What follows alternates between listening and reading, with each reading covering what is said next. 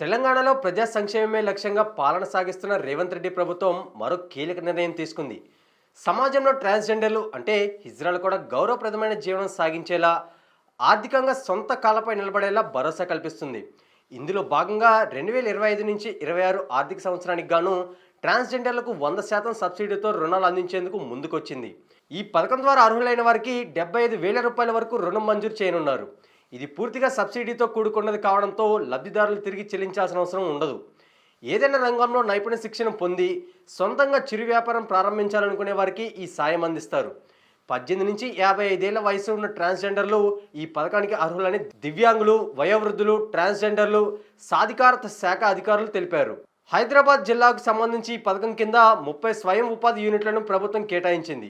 ఆసక్తిగల అభ్యర్థులు నాంపల్లిలోని మనోరంజన్ కాంప్లెక్స్లో ఉన్న కార్యాలయంలో అవసరమైన ధృవపత్రాలతో దరఖాస్తు చేసుకోవాలి. లేదా www.wdsc.telangana.gov.in వెబ్సైట్ నుంచి దరఖాస్తు ఫారాన్ని డౌన్లోడ్ చేసుకోవచ్చు.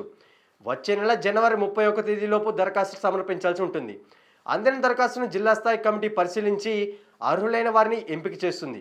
మరిన్ని వివరాల కోసం 9640452773 నంబర్ను సంప్రదించవచ్చు.